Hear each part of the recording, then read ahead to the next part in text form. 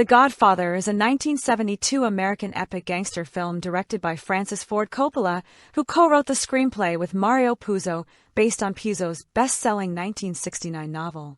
The film features an ensemble cast that includes Marlon Brando, Al Pacino, James Caan, Richard Castellano, Robert Duvall, Sterling Hayden, John Marley, Richard Conte, and Diane Keaton. It is the first installment in the Godfather trilogy, which chronicles the Corleone family under patriarch Vito Corleone Brando and the transformation of his youngest son, Michael Corleone Pacino, from reluctant family outsider to ruthless mafia boss. Paramount Pictures obtained the rights to the novel for $80,000 before it gained popularity. Studio executives had trouble finding a director. The first few candidates turned down the position before Coppola signed on to direct the film, but disagreement followed over casting several characters, in particular Vito, Brando, and Michael Pacino. Filming took place primarily in locations around New York City and Sicily, and it was completed ahead of schedule. The score was composed principally by Nino Rota, with additional pieces by Carmine Coppola. The Godfather premiered at the Lowe State Theater on March 14, 1972, and was widely released in the United States on March 24, 1972. It was the highest-grossing film of 1972, and was for a time the highest-grossing film ever made, earning between $250 and $291 million at the box office. The film was acclaimed by critics and audiences who praised its performances, particularly those of Brando and Pacino, direction, screenplay, story, cinematography, editing, score, and portrayal of the Mafia. The Godfather launched the successful careers of Coppola, Pacino, and other relative newcomers in the cast and crew. At the 45th Academy Awards, the film won Best Picture, Brando won Best Actor, and Puzo and Coppola won for Best Adapted Screenplay. In addition, the 7 other Oscar nominations included Pacino, Caan, and Duvall, all for Best Supporting Actor, and Coppola for Best Director. The Godfather is regarded as one of the greatest and most influential films ever made, as well as a landmark of the gangster genre. It was selected for preservation in the U.S. National Film Registry of the Library of Congress in 1990, being deemed culturally, historically, or aesthetically significant, and is ranked the second greatest film in American cinema, behind Citizen Kane, by the American Film Institute. It was followed by the sequels The Godfather Part II, 1974, and The Godfather Part III, 1990. Plot: in the mid-1940s, Michael Corleone is a World War II veteran and the youngest son of Don Vito Corleone. Vito is head of the Corleone Mafia family and runs it with his eldest son, Santino a.k.a. Sonny, and adopted son Tom Hagen, a lawyer who is the family's consigliere. At his sister Connie's wedding to Carlo Rizzi, Michael introduces his family to his girlfriend, Kay Adams. Michael tells Kay stories of his family, but makes it clear that he wants no part in his family's business. Vito fulfills the Sicilian tradition of granting favors on his daughter's wedding day to a succession of hopeful visitors. One is his godson, singer and actor Johnny Fontane, who cannot get an upcoming film role because studio owner and producer Jack Woltz has a grudge against Fontane. Vito sends Hagen to L.A. to persuade Woltz to relent, but Woltz will not budge. Hagen departs, and the next morning, Woltz wakes to find the severed head of his prized $600,000 racehorse cartoon in his bed with him. A terrified Woltz relents, and Fontane gets the role. Approaching Christmas, Michael becomes embroiled in family affairs when Vito is gunned down by 2 assailants. Vito had earlier refused to offer protection to drug baron Virgil, the Turk, Sollozzo for dealing narcotics in the city. Sollozzo has the support of the Tattaglia family, who garrote notorious Corleone enforcer Luca Brasi when he attempts to become a mole in Sollozzo's operation. While Vito survives the attempt and recovers at the hospital, hot-tempered Sonny takes over the family as acting boss. He has Michael live at the house for his protection, as a successful revenge hit on Tattaglia's son Bruno has led to war between the two gangs. Michael visits his father in hospital to be told that NYPD Captain McCluskey has had Vito's bodyguards ejected from the hospital, clearing the way for a second attempt on Vito's life. Michael visits his father and, realizing his jeopardy, moves him to another hospital room, then stands guard outside the hospital. He scares Sollozzo's assassins off, but an angry McCluskey returns and breaks Michael's jaw for defying him. Soon after, Hayden arrives with more bodyguards and McCluskey backs down to the lawyer's demands. Being an outsider to the family business and seen as harmless, Michael later proposes a meeting between himself, Sollozzo, and McCluskey, at which he'll kill them both to keep his father safe. Initially amused, the family approve his plan and have a gun planted at the meeting place, a restaurant. At the meeting, Michael shoots both men dead, then flees the country. He takes refuge in his family's native Sicily to escape the NYPD and the ire of the other gangs until the heat dies down. He falls in love with a local woman, Apollonia Vitelli, and marries her. Back in New York, war has broken out between the five families. Sonny discovers that Connie was being abused by Carlo. At first, Sonny pummels Carlo in public and warns him never to touch Connie again.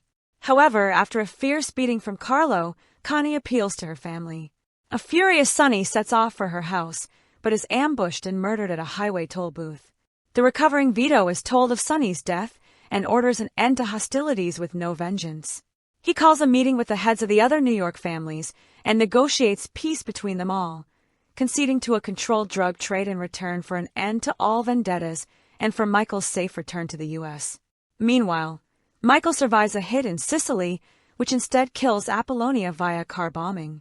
He returns to the U.S., slowly taking over the family business from his father. He marries Kay and promises to legitimize the family's operations within 5 years.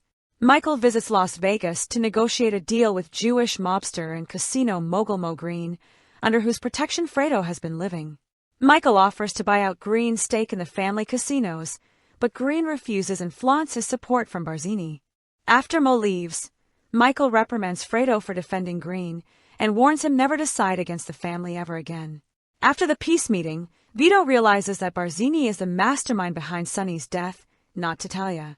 He predicts to Michael that a Corleone traitor will reveal himself by offering to broker a meeting between Michael and the Barzinis, but will use it to have Michael assassinated. Vito dies of a heart attack while playing with his grandson, Michael's son Anthony. At his funeral, Corleone capo regime Salvatore Tessio asks Michael to meet with Barzini, revealing his betrayal. Michael attends his nephew's baptism to be anointed as his godfather while Michael's hitmen carry out orders, simultaneously assassinating Green and the heads of the other New York families. Tessio is led off to be executed for his treachery.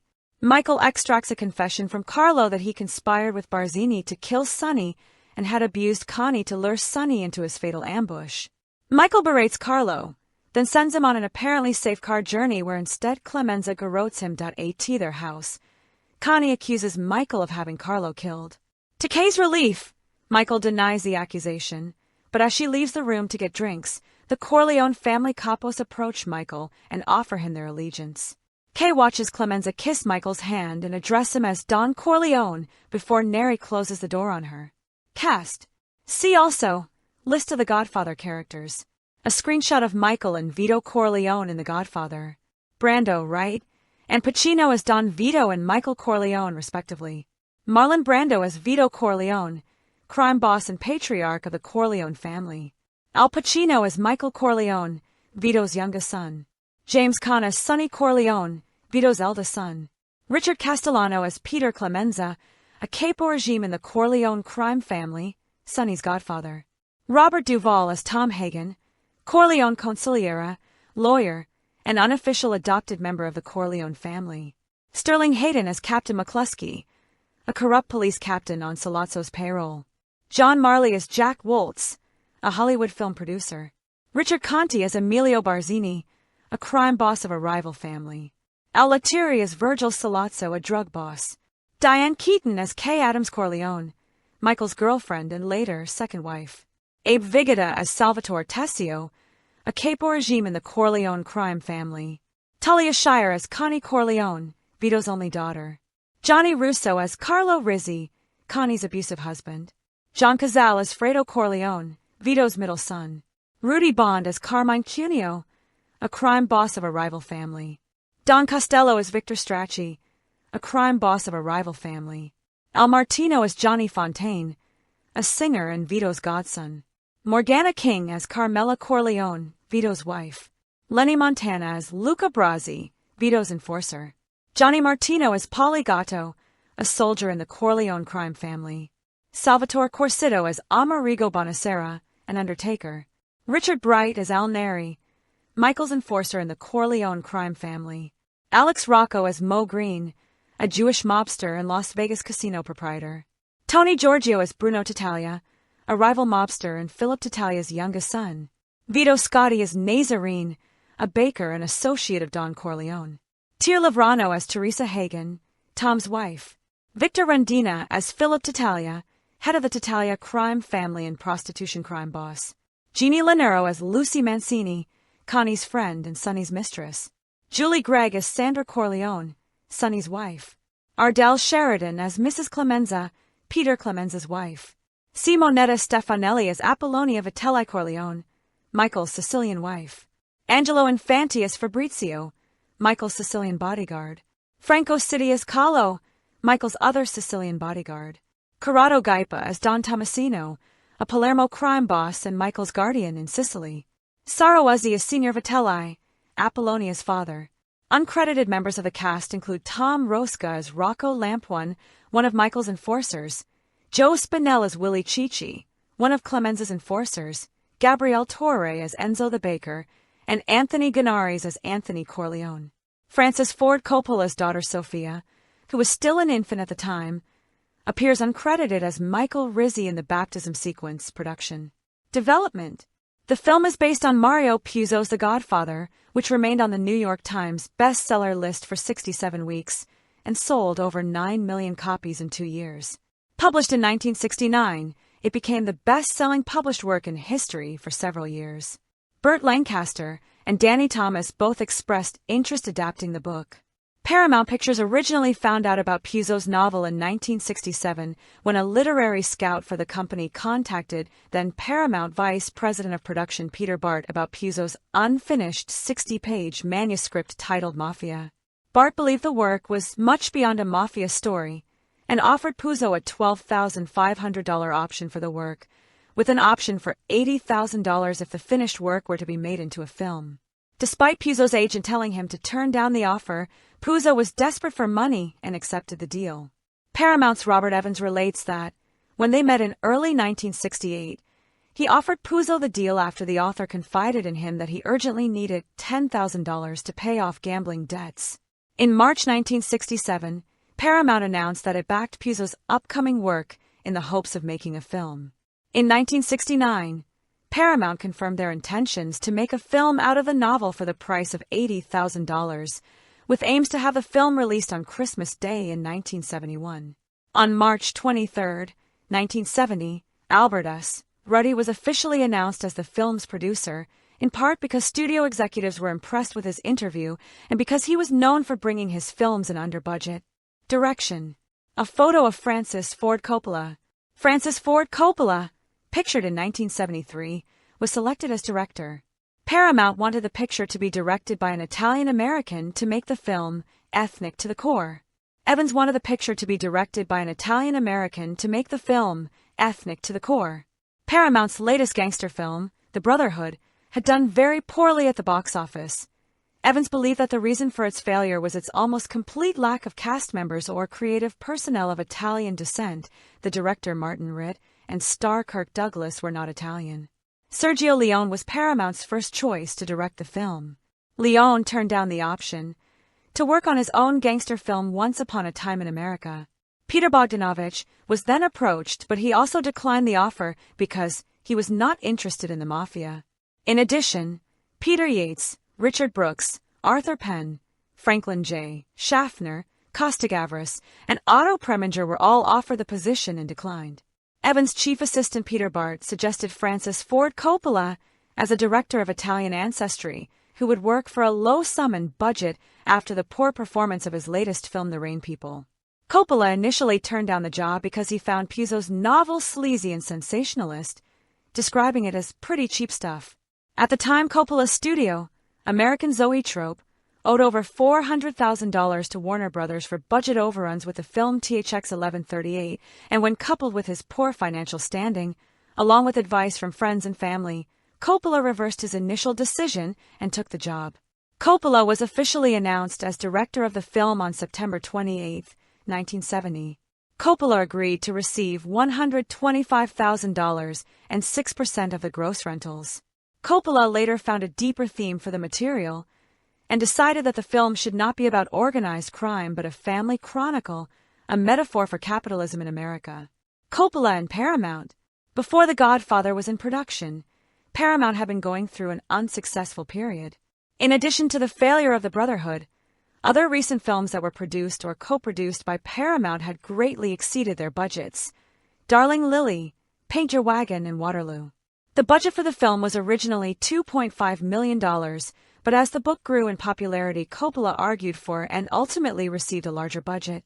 Paramount executives wanted the movie to be set in contemporary Kansas City and shot in the studio backlit to cut down on costs. Coppola objected and wanted to set the movie in the same time period as the novel, the 1940s and 1950s. Coppola's reasons included Michael Corleone's spell in the wartime Marine Corps, the emergence of corporate America, and America in the years after World War II.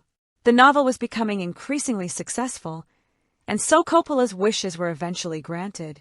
The studio had subsequently let Coppola film on location in New York City and Sicily.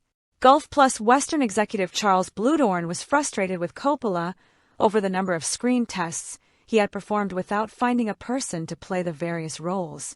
Production quickly fell behind because of Coppola's indecisiveness and conflicts with Paramount, which led to costs being around $40,000 per day. With costs rising, Paramount had the vice president, Jack Ballard, keep a close eye on production expenses. While filming, Coppola stated that he felt he could be fired at any point, as he knew Paramount executives were not happy with many of the decisions he had made. Coppola was aware that Evans had asked Elia Kazan to take over directing the film because he feared that Coppola was too inexperienced to cope with the increased size of the production. Coppola was also convinced that the film editor, Aram Avakian, and the assistant director, Steve Kessner, were conspiring to get him fired. Avakian complained to Evans that he could not edit the scenes correctly because Coppola was not shooting enough footage. Evans was satisfied with the footage being sent to the West Coast, in which there was also the scene of Michael's double murder in the Bronx restaurant, and authorized Coppola to fire them both. Coppola later explained, "Like The Godfather, I fired people as a preemptory strike. The people who were angling the most to have me fired, I had fired." Brando threatened to quit if Coppola was fired. Paramount wanted The Godfather to appeal to a wide audience and threatened Coppola with a violence coach to make the film more exciting. Coppola did add a few more violent scenes to keep the studio happy. The scene in which Connie smashes crockery after finding out Carlo has been cheating was added for this reason. Writing. On April 14, 1970, it was revealed that Puzo was hired by Paramount for $100,000, along with a percentage of the film's profits, to work on the screenplay for the film. Working from the book, Coppola wanted to have the themes of culture, character, power, and family at the forefront of the film, whereas Puzo wanted to retain aspects from his novel, and his initial draft of 150 pages was finished on August 10, 1970. After Coppola was hired as director, both Puzo and Coppola worked on the screenplay, but separately. Puzo worked on his draft in Los Angeles, while Coppola wrote his version in San Francisco. Coppola created a book where he tore pages out of Puzo's book and pasted them into his book. There, he made notes about each of the book's 50 scenes, which related to major themes prevalent in the scene, whether the scene should be included in the film, along with ideas and concepts that could be used when filming to make the film true to Italian culture. The two remained in contact while they wrote their respective screenplays and made decisions on what to include and what to remove for the final version. A second draft was completed on March 1, 1971, and was 173 pages long. The final screenplay was finished on March 29, 1971, and wound up being 163 pages long, 40 pages over what Paramount had asked for. When filming, Coppola referred to the notebook he had created over the final draft of the screenplay.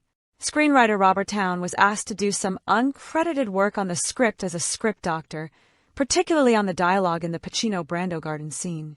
Despite finishing the third draft, some scenes in the film were still not written yet and were written during production. The Italian-American Civil Rights League, led by mobster Joseph Colombo, maintained that the film emphasized stereotypes about Italian Americans and wanted all uses of the words Mafia and Cosa Nostra to be removed from the script. The League also requested that all the money earned from the premiere be donated to the League's fund to build a new hospital.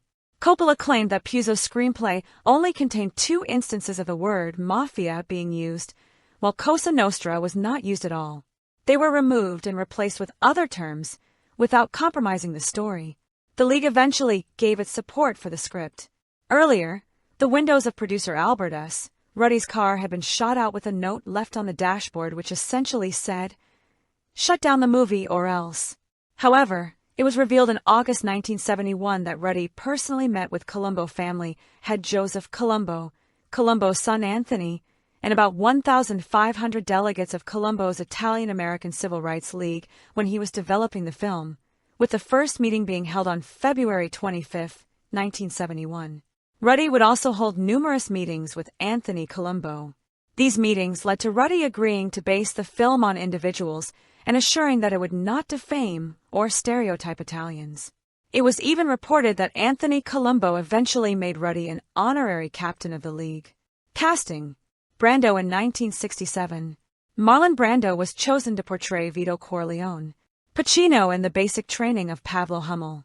Al Pacino was chosen to portray Michael Corleone. Caan in 1976. James Caan portrayed Sonny Corleone. Francis Ford Coppola's handwritten casting notes, showing Brando as a favorite for the role of Don Vito Corleone. Puzo was first to show interest in having Marlon Brando portray Don Vito Corleone by sending a letter to Brando in which he stated Brando was the only actor who can play the Godfather. Despite Puzo's wishes, the executives at Paramount were against having Brando, partly because of the poor performance of his recent films and also his short temper. Brando was hesitant about getting back into acting, but his secretary Alice Marchik persuaded him to audition. Coppola favored Brando, or Laurence Olivier, for the role, and Olivier's agent refused the role, claiming Olivier was sick. However, Olivier went on to star in Sleuth later that year. Evans pushed for either Carlo Ponti or Ernest Borgnine to receive the part. Bluedorn proposed Charles Bronson for the role. Others considered were George C. Scott, Richard Conti, who was ultimately cast as Don Barzini, Ralph Filone, Anthony Quinn, and Orson Welles. Welles met with Puzo and tried to convince him that he was right for the role. After months of debate between Coppola and Paramount over Brando, the 2 finalists for the role were Borgnine and Brando. Paramount president Stanley Jaffe required Brando to perform a screen test. Coppola did not want to offend Brando and stated that he needed to test equipment in order to set up the screen test at Brando's California residence. For makeup, Brando stuck cotton balls in his cheeks, put shoe polish in his hair to darken it, and rolled his collar. Coppola placed Brando's audition tape in the middle of the videos of the audition tapes as the Paramount executives watched them. The executives were impressed with Brando's efforts and allowed Coppola to cast Brando for the role if Brando accepted a lower salary and put up a bond to ensure he would not cause any delays in production. Brando earned $1.6 million from a net participation deal. From the start of production, Coppola wanted Robert Duvall to play the part of Tom Hagen. After screen testing several other actors, Coppola eventually got his wish, and Duvall was awarded the part. Al Martino, a then-famed singer in nightclubs, was notified of the character Johnny Fontaine by a friend who read the novel and felt Martino represented the character of Johnny Fontaine. Martino then contacted producer Albert S. Ruddy, who gave him the part. Martino was stripped of the part after Coppola became director, and then awarded the role to singer Vic Damone. According to Martino, after being stripped of the role, he went to Russell Bufalino, his godfather and a crime boss, who then arranged for news articles to be published that claimed Coppola was unaware of Ruddy's giving Martino the part. Damone eventually dropped the role because he did not want to provoke the mob, in addition to the salary being too low. Ultimately, although Frank Sinatra threatened to bar him from Las Vegas if he took the role, the part of Johnny Fontaine was given to Martino. Coppola cast Diane Keaton for the role of Kay Adams owing to her reputation for being eccentric. Before auditioning, Keaton never read the book, but she decided to read it after she was cast. John Cazale was given the part of Fredo Corleone after Coppola saw him perform in an off-Broadway production. Johnny Russo was given the role of Carlo Rizzi after he was asked to perform a screen test in which he acted out the fight between Rizzi and Connie. Nearing the start of filming on March 29th, Michael Corleone had yet to be cast. Paramount executives wanted a popular actor, either Warren Beatty, Alain Delon, or Robert Redford. In a 2000 interview, Robert Evans recalls this preference when asked, "Was Warren Beatty your first choice for Michael?" He answers, "No, I wanted Alain Delon. He was the type, but he couldn't speak English well. Maybe I did want Warren. I may have thought of Jack Nicholson, too, for it. Jack tells me I did, but I don't remember it." Dustin Hoffman desperately wanted to do it. Informed by Evans of the possibility of obtaining the role of Michael Corleone, Delon was already studying the script based on the novel The Godfather and had begun to consider the role with confidence. According to Ollie McGraw, then Evans's wife, he even invited Alain Delon to their estate after mentioning the role to him several times. Alain Delon came to stay at our house when the casting was incomplete. In his back pocket, he always carried the paperback of Le Parrain, which is The Godfather in French. I think he wanted very much to be in it. However, Delon's smooth, polished image didn't fit the intense, brooding character Coppola wanted, and he explains this disagreement over the casting choice by stating, "I realized at one point, Bob Evans wanted a guy that sort of looked like him, and I wanted a guy that sort of looked like me. Delon eventually refused the role, and he sets the proposal aside. I had to learn to speak English with the Italian accent. That did not please me." Subsequently, Evans turned to Ryan O'Neal for the role, owing in part to his recent success in Love Story. Pacino was Coppola's favorite for the role as he could picture him roaming the Sicilian countryside and wanted an unknown actor who looked like an Italian-American. Paramount executives found Pacino to be too short to play Michael. Many actors also auditioned, including Dustin Hoffman, Martin Sheen, Dean Stockwell, and James Caan. Keaton read with both Caan and Sheen. Burt Reynolds was offered the role of Michael, but Brando threatened to quit if Reynolds was hired. Reynolds declined the role. Jack Nicholson was also offered the role, but declined it as he felt that an Italian-American actor should play the role. Caan was well received by the Paramount executives and was given the part of Michael initially, while the role of Sonny Corleone was awarded to Carmine Caridi. Coppola urged producers Al Ruddy and Evans to see Pacino in Panic in Needle Park. After watching it, they gave Pacino the part, allowing him to have the role of Michael as long as Caan played Sonny. Evans preferred Caan over Caridi because Caan was 7 inches shorter than Caridi, which was much closer to Pacino's height. However, Pacino himself couldn't envision himself in the role because he saw Michael Corleone as someone more glamorous, more self-contained, someone more like Alain Delon. He struggled in early screen tests, often forgetting lines and improvising dialogue. Despite this, Pacino took on the role. Despite agreeing to play Michael Corleone, Pacino was contracted to star in MGM's The Gang That Couldn't Shoot Straight, but the two studios agreed on a settlement, and Pacino was signed by Paramount 3 weeks before shooting began. Robert De Niro originally was given the part of Paulie Gatto. A spot in The Gang That Couldn't Shoot Straight opened up after Al Pacino quit the project in favor of The Godfather, which led De Niro to audition for the role and leave The Godfather after receiving the part. De Niro was also cast for the role of Sonny Corleone. After De Niro quit, Johnny Martino was given the role of Gatto. Coppola gave several roles in the film to family members. He gave his sister, Talia Shire, the role of Connie Corleone.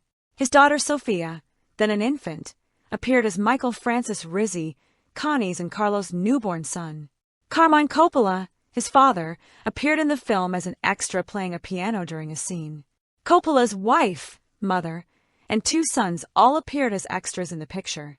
Several smaller roles, like Luca Brasi, were cast after the filming had started.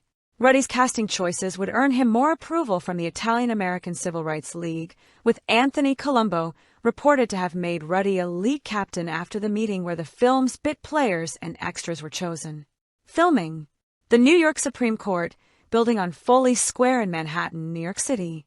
The Don Barzini assassination scene was filmed on the steps of the New York Supreme Court, building on Foley Square in Manhattan. Before the filming began, the cast received a 2-week period for rehearsal, which included a dinner where each actor and actress had to assume their character for its duration. Principal photography was done between March 29th and August 6th, 1971.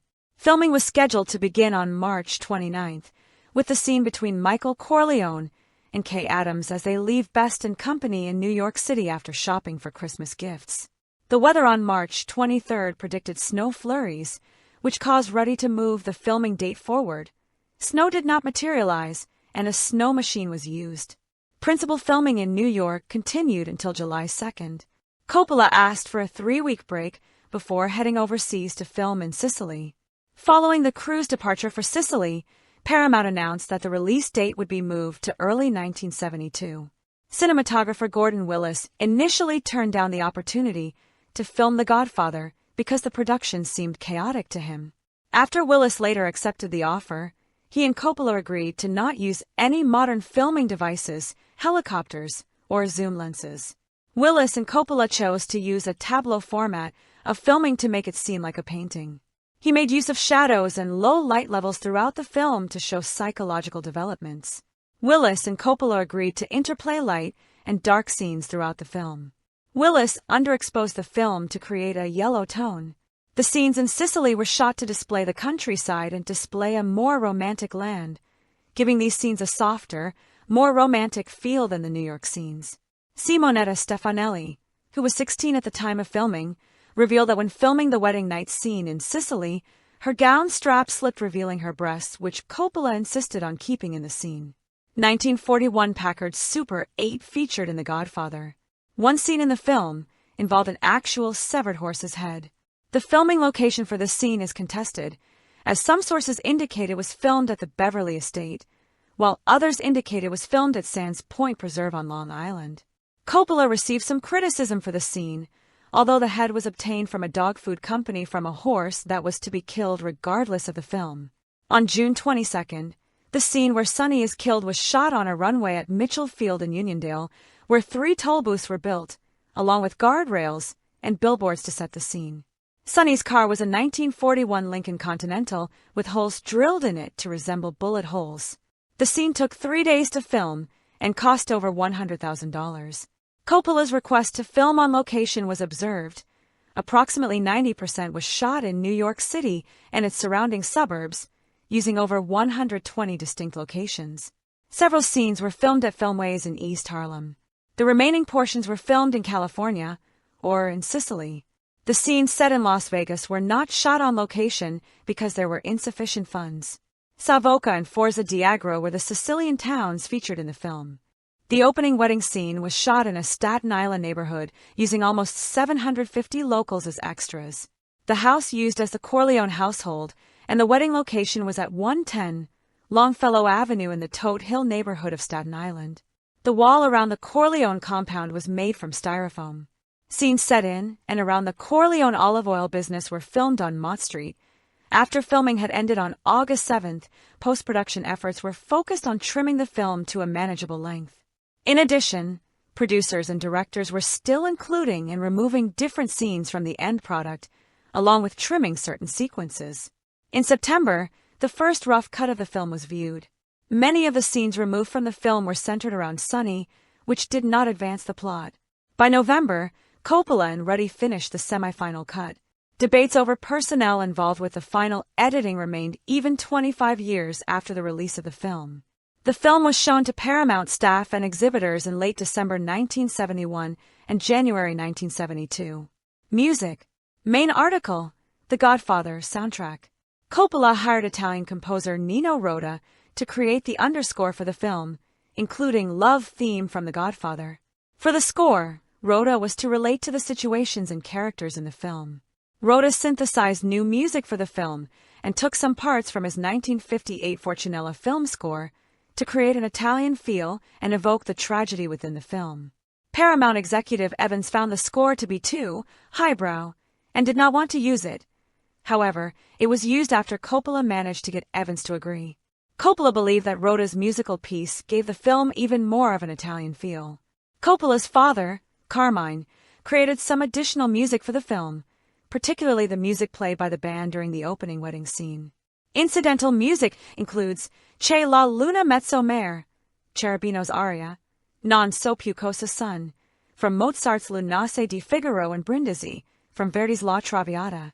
There was a soundtrack released for the film in 1972 in vinyl form by Paramount Records, on CD in 1991 by Geffen Records, and digitally by Geffen on August 18, 2005. The album contains over 31 minutes of music that was used in the film, most of which was composed by Rhoda, along with a song from Coppola, and one by Johnny Farrow and Marty Symes. AllMusic gave the album 5 out of 5, with editor Zach Kurd saying it is a dark, looming, and elegant soundtrack.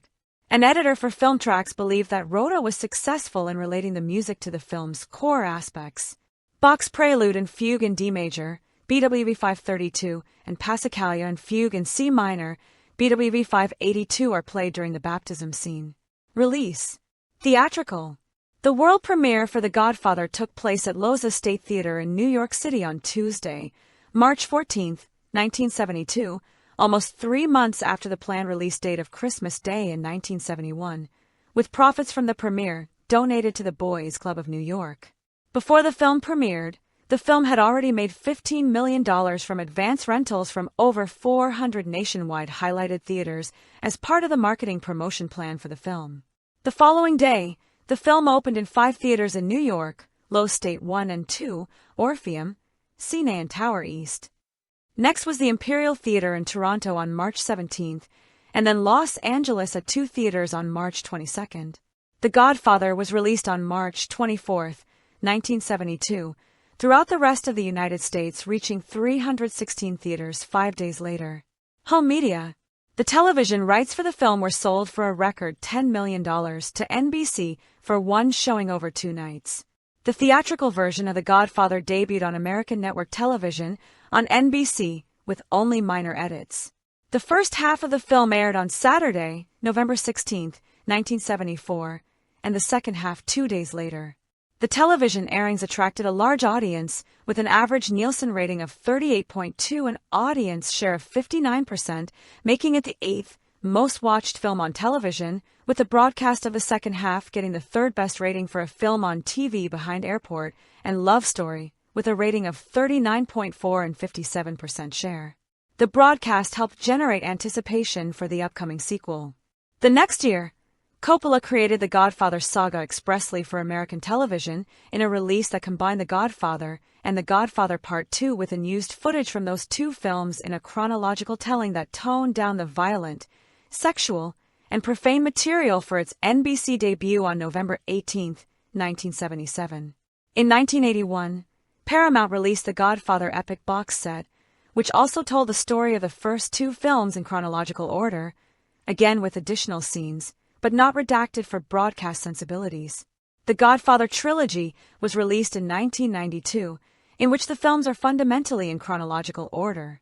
The Godfather Family, A Look Inside was a 73-minute documentary released in 1991.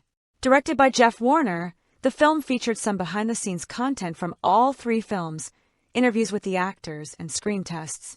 The Godfather DVD collection was released on October 9, 2001, in a package that contained all 3 films, each with a commentary track by Coppola and a bonus disc containing The Godfather Family, A Look Inside.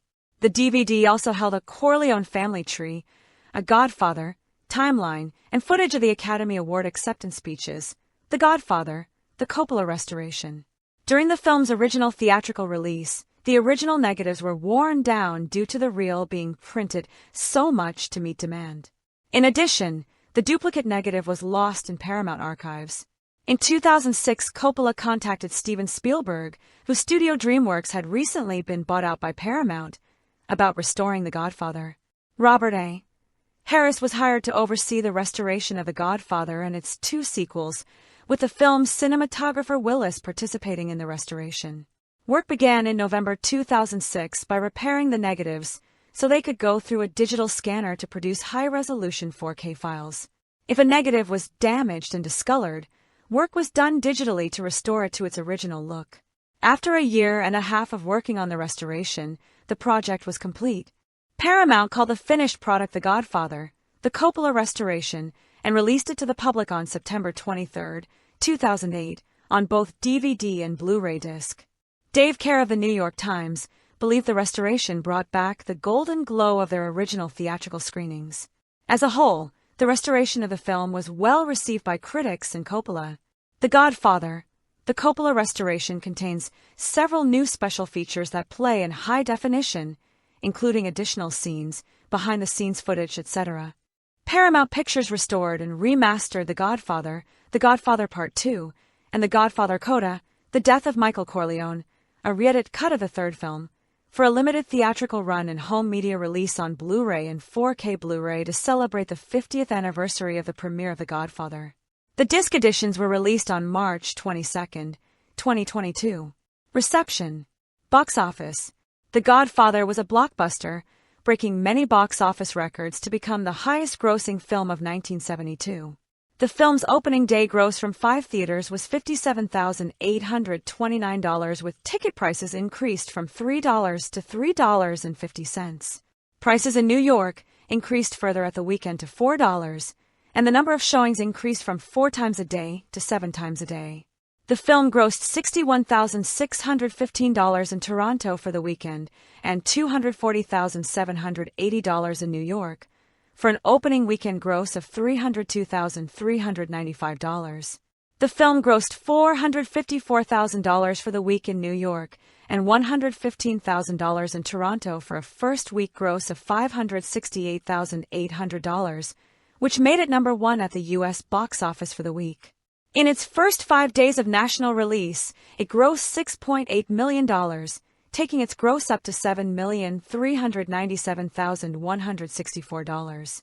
A week later, its gross had reached $17,291,705, with a one-week gross of around $10 million being an industry record. It grossed another $8.7 million by April 9th to take its gross to $26,815. After 18 weeks at number 1 in the United States, the film had grossed $101 million, the fastest film to reach that milestone. Some news articles at the time proclaimed it was the first film to gross $100 million in North America, but such accounts are erroneous. This record belongs to The Sound of Music, released in 1965. It remained at number 1 in the U.S. for another 5 weeks to bring its total to 23 consecutive weeks at number 1 before being unseated by Butterflies Are Free for 1 week before becoming number 1 for another 3 weeks. The film eventually earned $81.5 million in theatrical rentals in the U.S. and Canada during its initial release, increasing its earnings to $85.7 million through a reissue in 1973, and including a limited re-release in 1997. It ultimately earned an equivalent exhibition gross of $135 million, with a production cost of $6.5 million. It displaced Gone with the Wind to claim the record as the top rentals earner, a position it would retain until the release of Jaws in 1975. The film repeated its native success overseas, earning in total an unprecedented $142 million in worldwide theatrical rentals to become the highest net earner. Profits were so high for The Godfather that earnings for Gulf and Western Industries Incorporated, which owned Paramount, jumped from 77 cents per share to $3.30 a share for the year, according to a Los Angeles Times article dated December 13, 1972. Re-released 8 more times since 1997, it has grossed between $250 million and $291 million in worldwide box office receipts, and adjusted for ticket price inflation in North America, ranks among the top 25 highest-grossing films. Critical response. The Godfather has received widespread critical acclaim and is seen as one of the greatest and most influential films of all time, particularly of the gangster genre. On review aggregator Rotten Tomatoes, the film holds an approval rating of 97% based on 155 reviews, with an average rating of 9.8/10. The website's critics' consensus reads, "One of Hollywood's greatest critical and commercial successes, The Godfather gets everything right. Not only did the movie transcend expectations, but it established new benchmarks for American cinema." Metacritic, which uses a weighted average, has assigned the film a score of 100 out of 100 based on 16 critic reviews, indicating universal acclaim. The Village Voice's Andrew Sarris believed Marlon Brando portrayed Vito Corleone well, and that his character dominated each scene he appeared in, but felt Puzo and Coppola had the character of Michael Corleone too focused on revenge. In addition, Sarris stated that Richard Castellano, Robert Duvall, and James Caan were good in their respective roles. Pauline Kael of The New Yorker wrote that, if ever there was a great example of how the best popular movies come out of a merger of commerce and art, The Godfather is it. Coppola has stayed very close to the book's greased lightning sensationalism, and yet has made a movie with the spaciousness and strength that popular novels such as Dickens used to have. She concluded that The Godfather is popular melodrama, but it expresses a new tragic realism. Roger Ebert of the Chicago Sun-Times named The Godfather the best film of 1972. He praised the casting by Coppola and Ruddy. As the Irish cop, for example, they simply slide in Sterling Hayden and let the character go about his business. He wrote that Coppola has found a style and a visual look for all this material, so The Godfather becomes something of a rarity, a really good movie squeezed from a bestseller. The decision to shoot everything in period decor, the middle and late 1940s, was crucial. If they tried to save money as they originally planned by bringing everything up to date, the movie simply wouldn't have worked. But it's uncannily successful as a period piece, filled with sleek, bulging limousines and post-war fedoras. Coppola and his cinematographer, Gordon Willis, also do some interesting things with the color photography. The earlier scenes have a reddish-brown tint, slightly overexposed and feeling like nothing so much as a 1946 newspaper rotogravure supplement.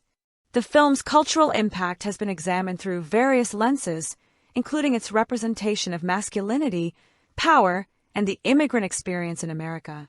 Scholars have noted how The Godfather uses the structure of the Mafia family to explore themes of loyalty, betrayal, and the moral compromises inherent in the pursuit of power. The film's screenplay has been widely studied for its structure and dialogue, with the opening scene featuring Bonasera's plea for justice serving as a masterclass in exposition and character introduction.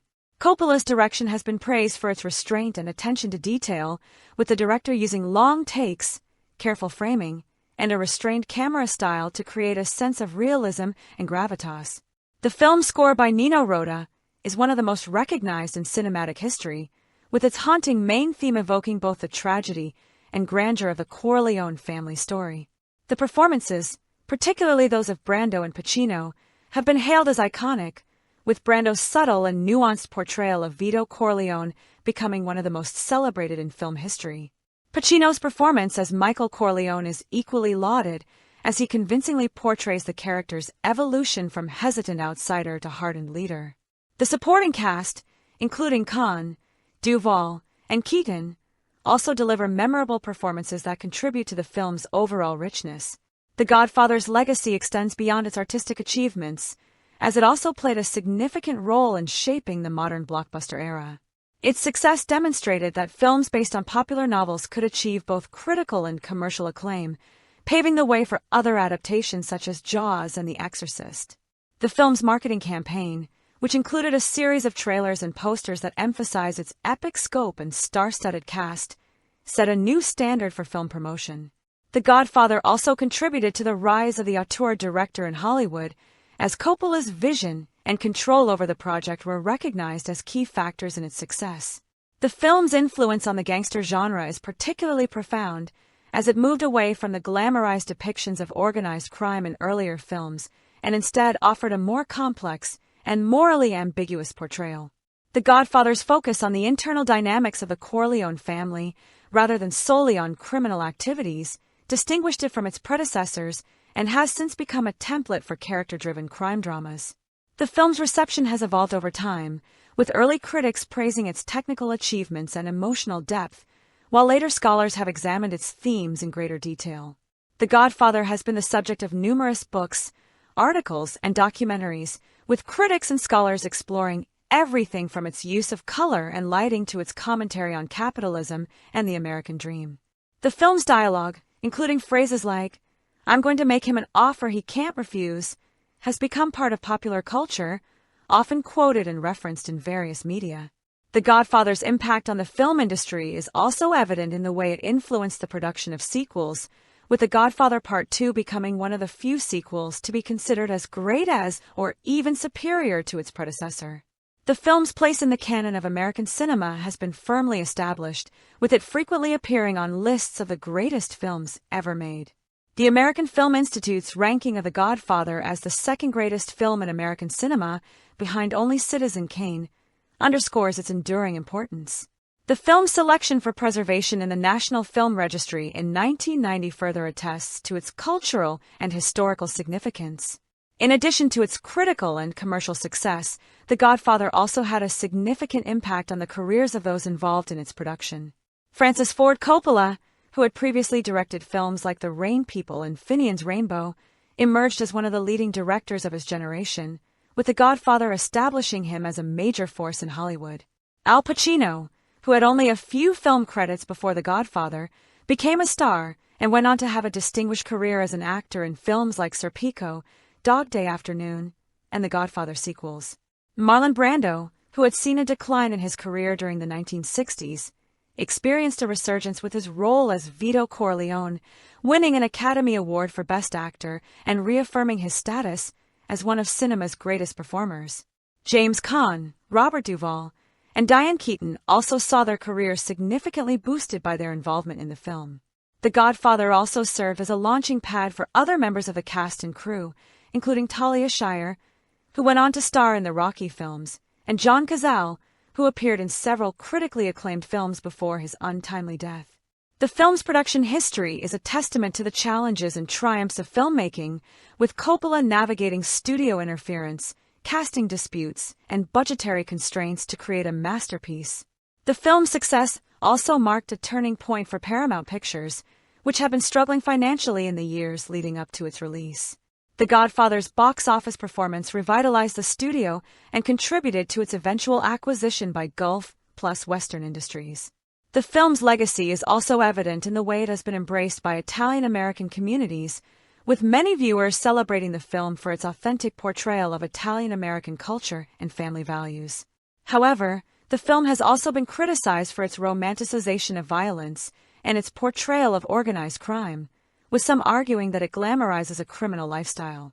Despite these criticisms, The Godfather remains a beloved and influential work, with its themes and imagery resonating with audiences around the world. The film's impact on popular culture is immeasurable, with references to The Godfather appearing in everything from television shows to music videos. The film's iconic scenes, such as the horsehead sequence and the baptism montage, have been parodied and referenced in countless works. The Godfather's influence can also be seen in the fashion of the era, with the film's costumes and hairstyles inspiring trends that lasted for years. The film's success also led to a resurgence of interest in Mario Puzo's novel, which became a bestseller once again following the film's release. The Godfather's enduring popularity is a testament to its universal themes and its ability to captivate audiences across generations. The film's exploration of family, loyalty, and power continues to resonate with viewers, making it a timeless classic that will likely be celebrated for many years to come. In conclusion, The Godfather is a landmark film that has left an indelible mark on cinema and popular culture. Its masterful storytelling, exceptional performances, and profound themes have earned it a place among the greatest films ever made. The film's exploration of the Corleone family's rise and fall offers a compelling commentary on the nature of power and the moral compromises that accompany it. The Godfather's influence on the gangster genre, as well as on filmmaking as a whole, is undeniable, with its techniques and narrative structure serving as a blueprint for countless films that followed. The film's continued relevance and popularity are a testament to its enduring artistry and its ability to speak to audiences on a deeply emotional level. As the first installment in a trilogy that is itself considered one of the greatest in cinematic history, The Godfather remains a cultural touchstone and a testament to the power of cinema to explore the complexities of human nature and society. The Godfather's narrative structure has been the subject of extensive scholarly analysis, with critics noting its sophisticated use of parallel editing and thematic counterpoint to create a rich, multi-layered story. The film opens with the famous line, "I believe in America," spoken by Amerigo Bonacera, the Undertaker, as he pleads with Don Corleone for justice. This opening immediately establishes the film's central tension between the promise of the American dream and the reality of corruption and violence. Bonacera's request sets the stage for the exploration of themes that permeate the entire film: justice, loyalty, family, and the price of power. The juxtaposition of the wedding festivities with the dark business transactions taking place in Vito Corleone's office serves as a microcosm of the film's dual nature, where the sacred and the profane exist side by side. This duality is reflected in the film's visual style, with Gordon Willis's cinematography creating a chiaroscuro effect that emphasizes the moral ambiguity of the characters and their world. The use of shadow and light, with characters often partially obscured in darkness, reinforces the idea that nothing in the Corleone family's world is entirely black and white. The wedding scene itself is a masterclass in exposition, introducing the major characters and their relationships while establishing the Corleone family's power and influence. The scene also introduces the Sicilian tradition of granting favors on a daughter's wedding day, a custom that underscores Vito's role as a patriarchal figure who dispenses justice and mercy to those who seek his aid. The diverse array of petitioners who approach Don Corleone on this day, from the baker Nazarene seeking to keep his son-in-law in the country, to the singer Johnny Fontaine seeking a film role, demonstrates the breadth of the Don's influence and the ways in which he intercedes in the lives of ordinary people. This scene also establishes the Don's moral code, as he refuses to help Fontaine with the film role because he is insulted that the singer has not shown proper respect to his godfather. This emphasis on respect and loyalty is central to the Don's character and to the film's exploration of the Mafia code of honor. The wedding scene is also notable for its depiction of the Corleone family's wealth and status, with the lavish decorations, abundant food, and live music creating a sense of celebration that contrasts sharply with the violence that will later engulf the family. The character of Sonny Corleone, played with explosive energy by James Caan, represents the impulsive and violent aspects of the Mafia lifestyle. Sonny's hot temper and lack of strategic thinking make him a flawed leader, as seen in his reaction to the attempt on his father's life.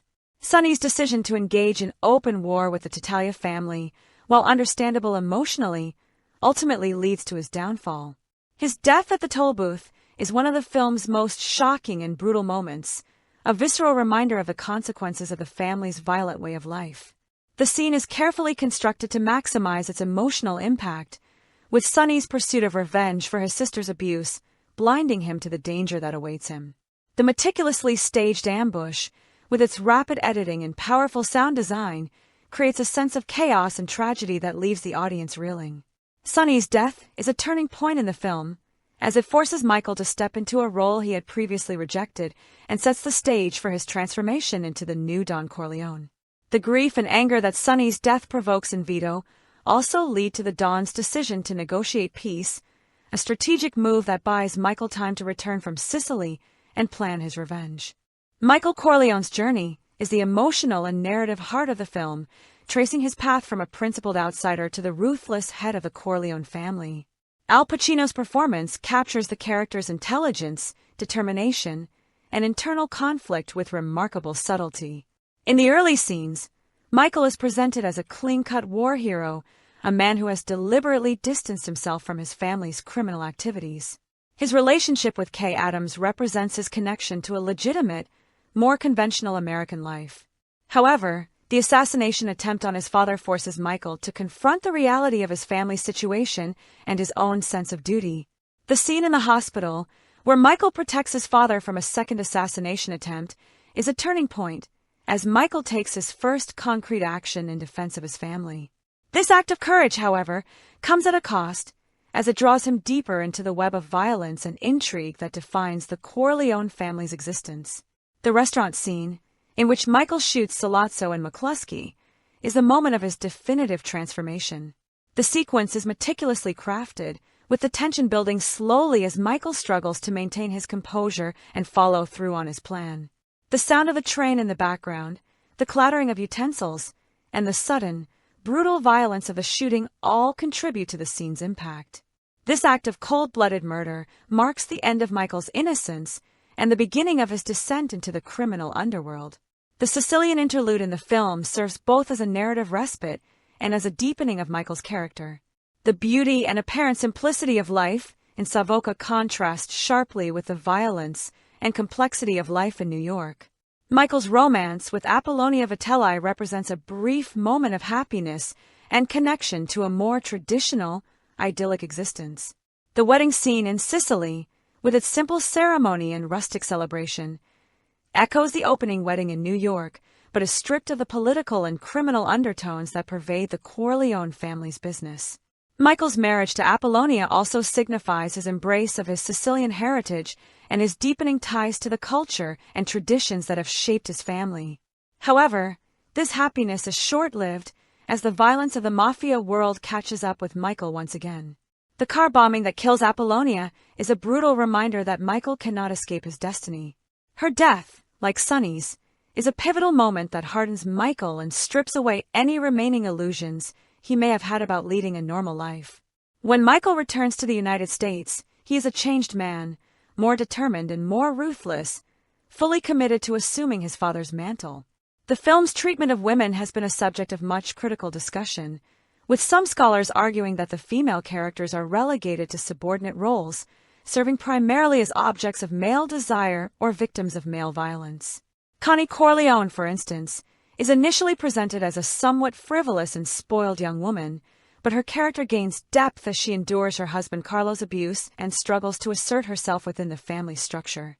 Her accusation of Michael at the end of the film, though she is dismissed by her brother, raises important questions about Michael's capacity for cold-blooded cruelty and the cost of his ascension to power. Kay Adams, on the other hand, represents the outside world's perspective on the Corleone family and her gradual disillusionment with Michael as he becomes more deeply enmeshed in the criminal lifestyle, serves as a moral counterpoint to the film's often glamorized depiction of mafia life. The final scene, in which Kay watches as the door is closed on her, symbolizes her exclusion from Michael's inner circle and the impossibility of her ever fully understanding or accepting his world. The film's portrayal of female characters reflects the patriarchal values of both the Corleone family and the broader society in which they operate, but it also offers a critique of these values, exposing the violence and isolation that they engender. The Godfather's influence on the depiction of organized crime in film and television cannot be overstated. Prior to its release, most gangster films presented the Mafia in a relatively straightforward, often glamorized manner. The Godfather introduced a new level of complexity and moral ambiguity, portraying the Mafia not merely as a criminal enterprise, but as a parallel society with its own codes, values, and rituals. This shift in perspective had a profound impact on how audiences and filmmakers alike viewed organized crime. Subsequent films, such as Martin Scorsese's Goodfellas and Casino, Francis Ford Coppola's own The Godfather Part II, and television series like The Sopranos, have all built upon the foundation established by The Godfather, exploring the gangster's life with ever greater psychological depth and sociological nuance. The Godfather's depiction of the Mafia as a family business, with all the conflicts and loyalties that entails, humanized the gangster figure in a way that had not been seen before. Vito Corleone, despite his crimes, is portrayed as a sympathetic figure, a man who is deeply devoted to his family and who operates according to a coherent moral code, however flawed it may be. This complexity makes the film's characters more compelling and raises questions about the nature of power, justice, and morality that resonate far beyond the context of organized crime. The film's production design and attention to period detail are crucial to its success, creating a fully realized world that feels authentic and lived in. The decision to set the film in the 1940s and 1950s was not merely aesthetic, but thematically significant. The post-World War II era was a period of transition for America, as the country emerged as a global superpower and the old immigrant communities began to assimilate into the mainstream. The Corleone family's story reflects this historical moment, as they navigate the changing landscape of organized crime, moving from traditional activities like gambling and prostitution to more modern enterprises like drug trafficking and corporate infiltration. The clothing, the automobiles, the music, and the architecture all serve to anchor the film in its specific historical context, creating a sense of nostalgia and authenticity that enhances the narrative. The film's visual palette, with its warm browns, rich reds, and deep shadows, contributes to its atmosphere of impending tragedy and moral ambiguity. The contrast between the bright, outdoor scenes of a wedding and the dark, interior spaces where business is conducted underscores the film's exploration of public versus private selves, appearance versus reality. The film's religious imagery and references are another rich area of analysis. The Godfather is replete with Catholic iconography, from the baptism scene that juxtaposes Michael's role as Godfather with his orchestration of a series of murders, to the many references to saints, prayers, and religious rituals. This use of religious imagery serves to underscore the film's exploration of sin, redemption, and the corruption of sacred values. Michael's role as Godfather to his nephew, which he assumes even as he orders the deaths of his enemies, is a particularly potent symbol of the film's moral ambiguity. The act of becoming a godfather, traditionally a sacred commitment to a child's spiritual and moral welfare, is perverted by Michael into a cover for his violent actions. The film suggests that in the world of the Corleone family, sacred and secular values are inextricably intertwined, often with tragic consequences. The musical selections during the baptism scene, including box organ music, further heighten the sense of ritual and moral tension, creating a powerful and unsettling juxtaposition of sacred music and profane violence. This scene is often cited as one of the greatest examples of parallel editing in film history, and it encapsulates the film's central themes of duality, hypocrisy, and the corruption of power. The film's dialogue has become iconic, with numerous lines entering the cultural lexicon. Phrases such as, "I'll make him an offer he can't refuse," "Keep your friends close, but your enemies closer," and "It's not personal, Sonny. It's strictly business," have been endlessly quoted and parroted. The dialogue reflects the film's exploration of power, loyalty, and the distinction between personal and professional relationships. The language of the film is distinctive, blending the formal, almost archaic, speech of Vito Corleone with the more contemporary and informal language of his children and associates. This linguistic diversity underscores the generational and cultural tensions within the family, as the old world of Sicilian tradition clashes with the newer, more Americanized values of the younger Corleones. The dialogue is also notable for its use of subtext, with characters often saying less than they mean and relying on implication and innuendo. This indirect style of communication is characteristic of the Mafia world, where open discussion of criminal activities is avoided in favor of coded language and euphemisms. The script's ability to convey so much through what is left unsaid is a testament to the skill of Puzo and Coppola as screenwriters. The cinematography of Gordon Willis is another key element of the film's artistic success.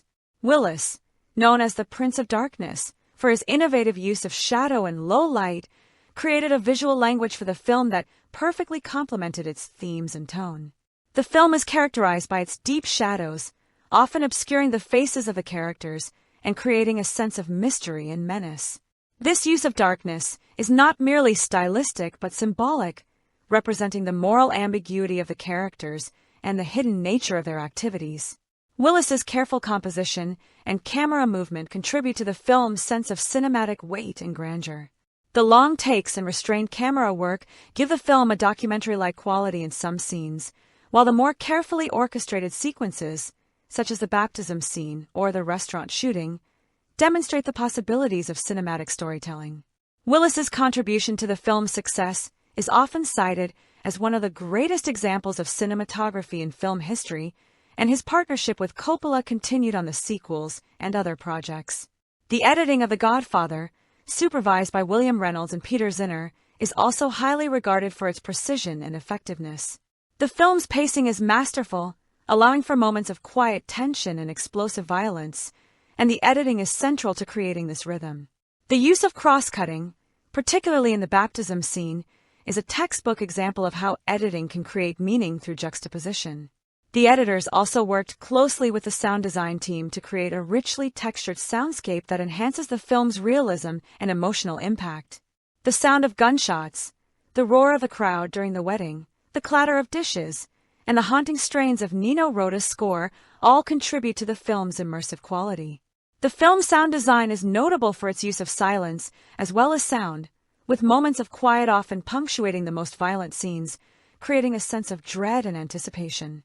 The film's opening and closing sequences are particularly effective, with the sound of the music and the ambient sounds establishing the mood and setting, while the closing sequences sharp contrast between Michael's denial and the reality of his position as the new dawn is reinforced by the sound of the closing door. The film's exploration of the American dream is a central theme that has been analyzed extensively by critics. The Godfather can be seen as a dark meditation on the promise and the corruption of the American dream, as the Corleone family's pursuit of success leads them into a world of violence and moral compromise. The film suggests that the American dream, with its emphasis on wealth, power, and success, is not always attainable through legitimate means, and that the desire for material gain can corrupt the very values that make a society just and humane. The Corleone family's immigrant origins and their rise from poverty to power mirror the classic American success story, but their methods challenge the conventional narrative of hard work and honesty paying off. The film questions whether the ends justify the means, and whether the pursuit of the American dream is ultimately worth the cost.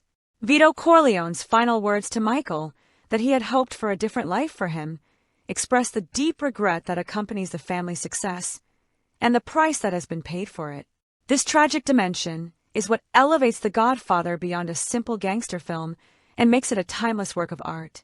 The film's critical and popular legacy is extraordinary, with The Godfather consistently appearing at or near the top of lists of the greatest films ever made.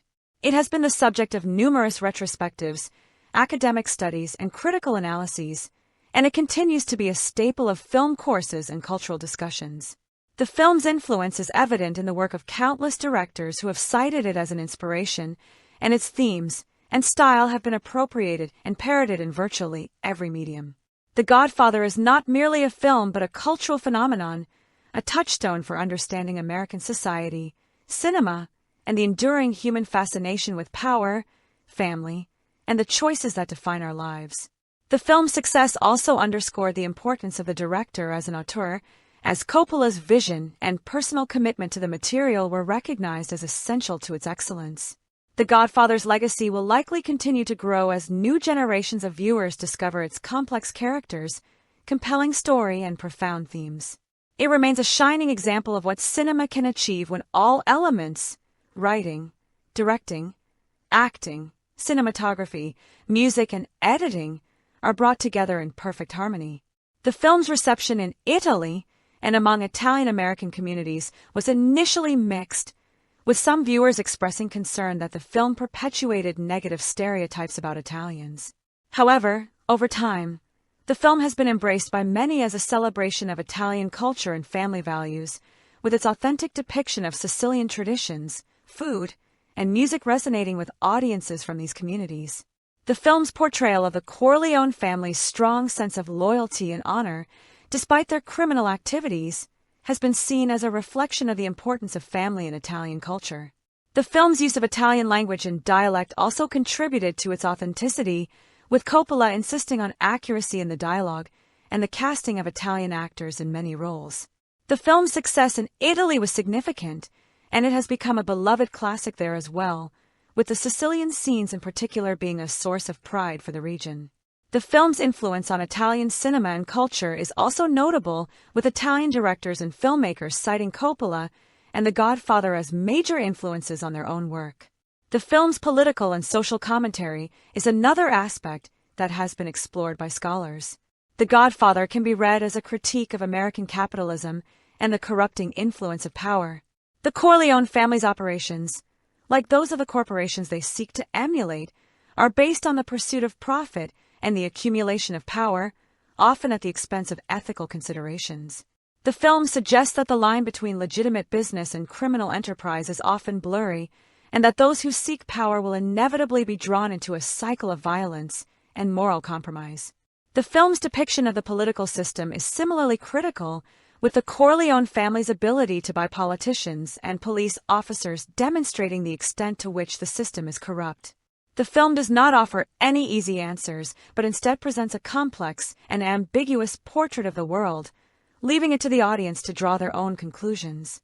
This ambiguity is a key reason why the film has remained so resonant over the decades, as it speaks to enduring questions about power, justice, and the nature of human nature. The film's use of family as a central metaphor has been widely discussed, with many critics noting that the Corleone family structure mirrors the broader dynamics of American society. The family is a microcosm of the nation, with its internal conflicts, generational tensions, and struggles for power reflecting the larger social and political struggles of the time. The film's emphasis on family loyalty and tradition speaks to a deep-seated human need for connection and belonging, even as it acknowledges the dark side of these bonds. The family's tragic end, with Michael's isolation and the corruption of the family's ideals, serves as a cautionary tale about the costs of power and the fragility of human relationships. The film's conclusion, with Michael alone in his office as the door closes on Kay, is a powerful image of the isolation that comes with ultimate power, suggesting that the price of becoming the Godfather is the loss of one's soul and one's humanity. The Godfather's place in the film canon is secure, and it continues to be a source of inspiration and study for film lovers and scholars alike. The film's release marked a turning point in American cinema, ushering in a new era of bold, personal filmmaking that challenged the conventions of the studio system. The Godfather's success also proved that there was a large and appreciative audience for intelligent, character-driven films, and it encouraged studios to take more risks on ambitious projects. The film's legacy is not just its artistic achievements, but also its role in transforming the film industry and shaping the way stories are told on screen. As long as people watch films, The Godfather will be remembered as one of the greatest achievements in the history of cinema, a film that continues to captivate, challenge, and move audiences around the world. The film's soundtrack, composed by Nino Rota, is an integral part of its enduring appeal. The haunting main theme, with its melancholy melody and simple, elegant arrangement, has become synonymous with the film's tragic vision. Rota's music perfectly captures the emotional tone of the film, ranging from the warmth and romance of the family scenes to the tension and dread of the violent moments. The use of traditional Italian folk music during the wedding scene and in the Sicilian sequences adds to the film's authenticity and cultural richness. The soundtrack was a commercial success as well, and Rota's work on The Godfather earned him an Academy Award nomination, though the nomination was controversial due to the fact that the main theme was derived from one of his earlier scores. Despite this controversy, Rota's contribution to the film is universally recognized as a masterpiece of film scoring, and his music continues to be performed and enjoyed by audiences around the world. The film's impact on fashion and style is another aspect of its cultural influence. The costumes, designed by Anna Hill Johnstone, played a key role in establishing the film's period authenticity and the characters' distinctive looks. The suits worn by the Corleone men, with their broad lapels, dark colors, and classic cuts, became iconic, influencing men's fashion for years to come. The film's images of fedora hats, trench coats, and Italian suits have become shorthand for the gangster genre, and the film style has been imitated in countless other films and television shows. The film also influenced popular culture through its use of home furnishings, automobiles, and other period artifacts, creating a nostalgic vision of the 1940s and 1950s that resonated with audiences and sparked a renewed interest in retro styles. The film's visual aesthetic has been studied by film scholars and fashion historians alike, and it remains a touchstone for understanding the intersection of cinema and popular culture. The film's success at the Academy Awards was a testament to its critical acclaim and its recognition by the film industry. The Godfather won 3 Oscars from 10 nominations, with Marlon Brando's Best Actor win being particularly notable. Brando's decision to have actress Sacheen Littlefeather refuse the award on his behalf in protest of the treatment of Native Americans in Hollywood was a controversial moment that overshadowed the film's achievement, but also added to its mystique. The film's wins for Best Picture and Best Adapted Screenplay were widely celebrated, and the film's success at the Oscars helped cement its status as one of the great classics of American cinema. The film's nominations for Best Supporting Actor for James Caan, Robert Duvall, and Al Pacino were also notable, as 3 actors from the same film were nominated in the same category, a rare honor that highlighted the film's exceptional ensemble cast. The film's absence of a Best Director nomination for Coppola was seen as a slight by some critics, but it did not diminish the film's overall success or its lasting impact. The film's legacy has been sustained through its continued presence in popular culture and its inclusion in various film lists and retrospectives. The American Film Institute's ranking of The Godfather as the second greatest film in American cinema, behind only Citizen Kane, has solidified its place in the film canon. The film's inclusion in the National Film Registry in 1990 further emphasizes its cultural, historical, and aesthetic significance. The Godfather has also been the subject of numerous books, documentaries, and academic articles, ensuring that its legacy will be preserved and studied for generations to come. The film's influence extends far beyond the borders of the United States, with audiences around the world embracing its universal themes of family, power, and moral ambiguity. The Godfather is not simply a great film but a work of art that has changed the way we think about cinema and the stories it can tell. Its combination of entertainment and artistry, of popular appeal and intellectual depth, makes it a truly unique and enduring achievement. The film's exploration of the immigrant experience is a crucial theme that resonates with many viewers. The Corleone family, like so many immigrant families, came to America seeking a better life. Vito Corleone's journey from a poor orphan in Sicily to the head of a powerful criminal empire is a classic story of rags to riches, but it is also a story of the loss of innocence and the corruption of the American dream. The film suggests that the immigrant experience is marked by a struggle between the desire to assimilate into the mainstream culture and the need to maintain one's cultural identity and traditions.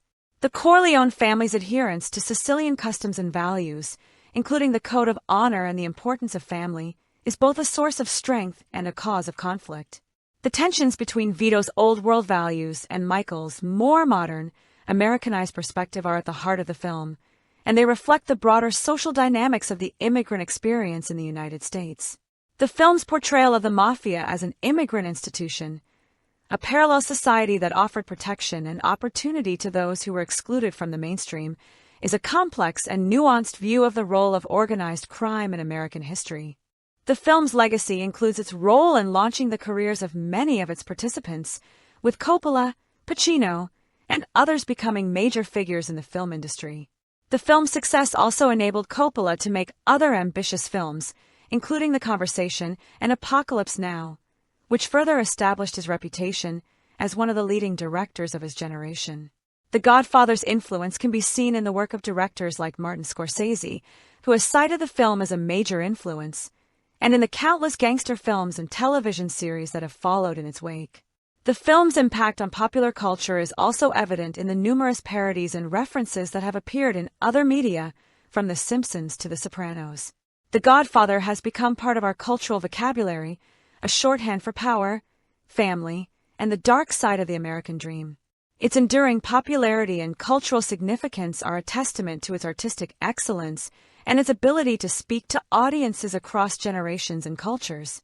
The film's philosophical implications have been explored by scholars in various fields, including philosophy, sociology, and political science.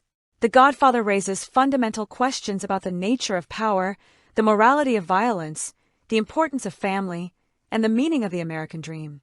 The film's exploration of the Mafia code of honor, with its emphasis on loyalty and respect, invites comparisons to other systems of ethics and morality, from ancient Greek philosophy to modern-day political theory. The film's characters grapple with dilemmas that are universal in their relevance, making decisions that have profound consequences for themselves and their families. The film does not provide easy answers to these dilemmas, but instead presents a complex and ambiguous portrait of human nature and society. This philosophical depth is one of the reasons why The Godfather has been so enduringly popular and why it continues to be a subject of study and discussion. The film's ability to entertain while also provoking thought is a testament to its greatness as a work of art. The film's portrayal of the Mafia has also been examined from a legal and historical perspective, with scholars analyzing the accuracy of the film's depiction of organized crime and its relationship to the real-life Mafia. While the film takes liberties with the historical facts, it captures the essence of the Mafia's structure, rituals, and ethos with remarkable fidelity. The film's depiction of the Mafia's involvement in various illegal activities, from gambling to drug trafficking to labor racketeering, is grounded in the reality of the mob's operations. The film's portrayal of the Mafia's infiltration of legitimate businesses and its influence on politics and law enforcement also reflects the historical reality of organized crime in America. The film's success has led to a greater public awareness of the Mafia and its impact on American society, and it has been cited by prosecutors and judges in their efforts to combat organized crime. The film's legacy in this regard is complex, as it has both exposed the dark side of the Mafia and, in some quarters, romanticize its activities. The film's artistic achievements have been recognized by critics and scholars around the world, and it has been included in numerous lists of the greatest films ever made. The film's storytelling, visual style, and emotional impact are universally acknowledged, and its influence can be seen in the work of filmmakers from diverse backgrounds and traditions. The Godfather is a film that has transcended its genre and its era to become a timeless classic, a work of art that continues to speak to the human condition. Its themes of family, power, and morality are as relevant today as they were at the time of its release, and its characters and scenes have become part of our collective consciousness. The Godfather is more than a film. It is a cultural artifact that reflects the hopes, fears, and contradictions of American society. Its continued popularity is a testament to the enduring power of cinema to capture the complexities of the human experience. The film's final scene, with Michael as the new Don, the door closing on Kay, and the ending of the film's music is a powerful conclusion that has been analyzed by critics for its thematic and emotional resonance. The scene encapsulates the film's central tragedy, Michael's transformation from an idealistic young man into a cold and ruthless leader. Kay's final look, a mixture of shock and fear, as the door closes on her symbolizes her complete exclusion from Michael's world and the finality of the choices that have been made. The closing of the door is a powerful image of the isolation that comes with power, as Michael, despite his success in achieving his goals, is left alone with the weight of his decisions. The scene also reinforces the film's cyclical structure, as the new Don, like his father before him, must carry the burden of leadership and the moral compromises that it entails. This sense of inevitability, of the tragic repetition of history, is a key element of the film's lasting power and its profound emotional impact. The Godfather is a film that leaves the audience with a deep sense of loss, not just for the characters, but for the ideals that have been sacrificed in the pursuit of power.